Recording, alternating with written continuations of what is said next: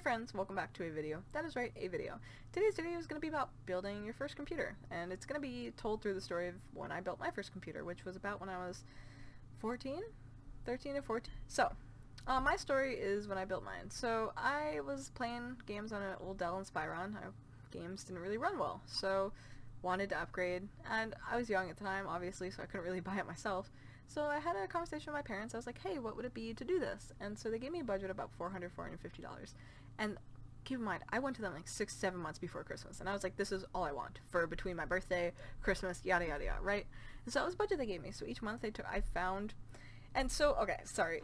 So this was like a shock, right? Because the computers, whenever you look up gaming computer, $1,000 computers pop up, right? Like pre-built, stuff like that. And so when I was researching, I found that it would be the most cost-effective to build it myself, but all these budget builds are like $800, $700, they're still kind of out of my budget. And so TechSource, who's a YouTuber, he does setup videos, PC builds, budget builds, etc. I found a video of his, which was a $450 budget build.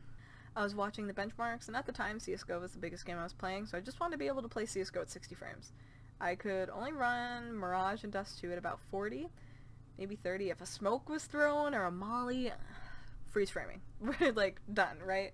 And so I just wanted to be able to play CSGO at 60 frames. And so I was watching his benchmark, and that $450 computer was running at like 200 frames. And I was like, you know what I mean? Hey, what is up? Editing Jamie here. So I was looking back at the video, obviously, to get screenshots and stuff for this video, and I noticed when I was doing the drop down to see the description, I noticed the comment, and it's my comment from 6 years ago, inquiring about if it would run CSGO well. Because, benchmarks, whatever, yada yada, but I still didn't know too much about computers. And so I asked how well it ran 6 years ago. 6? It's 2023. So that's like 2017. I'm 20, so I would have been 14, so I was 14. Oh my god. You know what I mean? So I was freaking out. I was so excited. And I just purchased every part that was at the bottom of that video. I had no idea what each part did. I had no idea their jobs. Even after building this computer, if you asked me what my processor was, my graphics card, I had no fucking clue. Like, I had no idea. And so when people would ask, like, hey, what's your computer or whatever, and you'd say, like, you built your computer, they'd ask you and you don't know what the fuck. It's kind of embarrassing. So I made it a point after I started learning what they did, and I got really interested in it. And so I kind of picked my major for college, my job. I became an Intel representative. I quit that, actually. But, so I just started my bachelor's in cybersecurity. It's really cool stuff. And so this very small project kind of set that path for me, and it's really cool. Such a small thing really did change the trajectory of my life, and gave me a really cool hobby that I personally love to brag about. And so I will say it's pretty scary doing that first build, mainly because it's okay. What I want to say,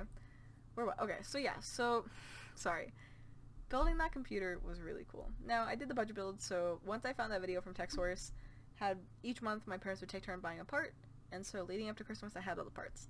Now, in that video, he had which I'm going to link the video, and I'm going to tell you the parts. So it was an i3-6100, it's just some gigabyte motherboard, and then a G.Skill 8 gigs of RAM. I have the video pulled up, I don't remember off the top of my head anymore. WD Blue 1TB HDD, you gotta have storage. A Gigabyte GTX 1050. Now, the one I got was an OC, so it had 2 fans instead of the one, but it was a 1050. GTX 1050, yeah. An EVGA 430 power supply, and then the Fractal Core 1000 is what it has linked in the video as the case. I ended up finding a case that was about the same price that I just thought looked cooler. It had a little panel that you could see through. It was small. It was like a little square. The whole panel wasn't see-through, and then it had some blue RGB on it. It lit up. It was cool. I thought it was cool that it lit up. The RGB it had was cool, because none of the parts had RGB, you know what I mean? At that price point, you're not getting RGB, so I thought it was cool. My case lit up blue. So once all those parts arrived, December, I built that bitch. And so it's running really hot. And so 2 programs I recommend you get are HW Monitor, which is what I use to monitor my temps and stuff for each individual part connected to the motherboard, and then CPU-Z is another one. It does that, but you can also run benchmarks on it and stuff. I got that way later, but I do recommend you get it once you do your build. And so I'm monitoring these temperatures. I'm overheating, and it's because I only have the stock cooler. I had no idea what any of this meant, right? Sorry, I hit the microphone. I had no idea what any of this meant. Like, I just purchased whatever it was. I didn't know what it did. Why am I overheating? And so I Googled it, and a lot of people were like, if you're using a stock CPU, and so that's what it was. So after looking up what, like, the cheapest fan cooler was. I found Evo 212 from Cooler Master. I still use that thing, actually. I'm 20. I built that computer when I was like 13, 14. I've upgraded this thing a fuck ton of times, and that's still the cooler I use. I haven't had to get a new one or anything, so it does a good job. Don't get me wrong, I don't have super low temps. My temps probably stay around 60, 70. With a liquid cooler, I'd probably be getting 30, 40, but I don't overheat, so I'm living my last life with that, right? And so then I got that part a few weeks later, and now I'm good to go. This thing is working. So a few things I want to mention and note kind of in the process is that it didn't actually turn on after I'd built it. And I was scared. It took me 10 minutes to put in my RAM. You have to press RAM and have it click, and I was terrified of breaking it. So I was just gently like trying to get it in the socket, and it just wouldn't go in, and it was just, it was a process. And then once it finally went in, I was like, okay, I guess I do have to press it hard. And then, but like 10 minutes alone on my RAM because of just how scared I was of breaking, and like I was just so unfamiliar with this environment. Also, make sure you get an anti-static wrist wrap. Although you don't necessarily need them nowadays, I'd say computer parts are a little bit hardier, but for safety, I just like wearing them. It doesn't hurt. They don't really get in the way. So I just feel like it's cool to have them. And if anything happens with a part, you can always say that you were wearing one, so that kind of gets you out of any possibilities when you're doing kind of like a return or if you have to warranty something. So I just wear them for safety. They don't really bother me, so like why not, you know what I mean? And it's just in a more professional environment, you just should be wearing one anyway, so yeah. And so it wasn't turning on, and I had no idea why, obviously, you know, because there's a bunch of stuff that I was unfamiliar with, and I have no idea how to troubleshoot it. So we had to take it to a place, and now I'm out of my budget, and I feel bad because my mom has spent like 50 or 75 bucks at this tech place to tell me why my computer is not turning on. It's kind of embarrassing. And then the person comes out and they were like, you did everything right. And I was like, but your graphics card came dead. So luckily, I'm in my return period because I got that thing off Amazon. It was like one of my last parts, the graphics card that we got, so I was able to return it on Amazon. And not return it, but like do a, hey, this one's defective, I want a new one, right? Because I still needed that one. That was the only one I could afford.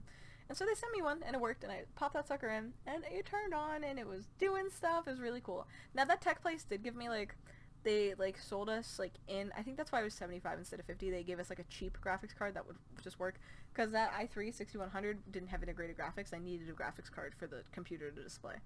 Anyway, that is the thing. Processors, there's going to be some that have integrated graphics and some that don't. Integrated graphics just means that they have their own graphics, so you don't need a graphics card to have a display and be able to use the computer.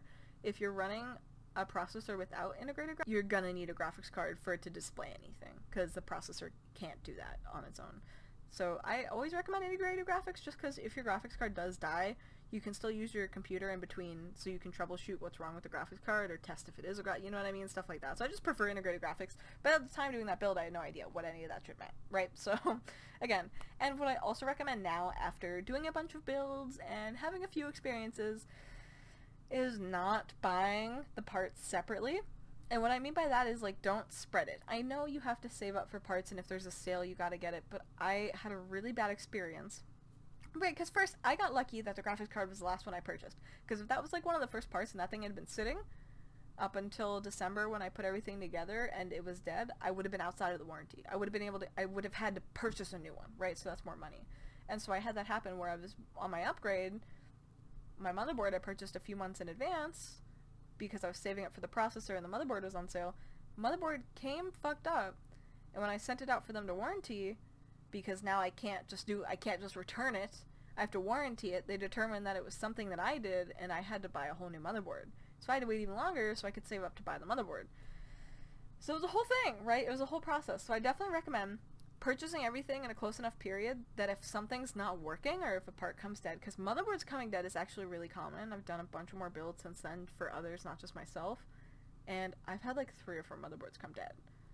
Or like with a pin already bent, and it's like annoying. So just try and purchase everything all at once, or at least close enough in time where when you put together, if one of the parts is dead or defective, you can send it back and just get a new one. You don't have to go through a warranty process. So that's another thing that I recommend with my experience. And what I want to say is, be really proud that you did it. Honestly, it's something cool to do. If you're telling people and they're like, oh, whatever, you know what I mean? Fuck them. That's, it's cool that you did that. It's just a computer. Sure, some could say it's kind of easy. It's kind of like Legos. I'd say it is easy and it's not. really depends once you start getting into modding, but it's not easy at first, especially if you don't know what you're doing. It's hard. So don't let anyone bully you out of being proud of what you did. Okay, that's one thing that I really, really want to put out there. Another thing, just a little tidbit to end off the video.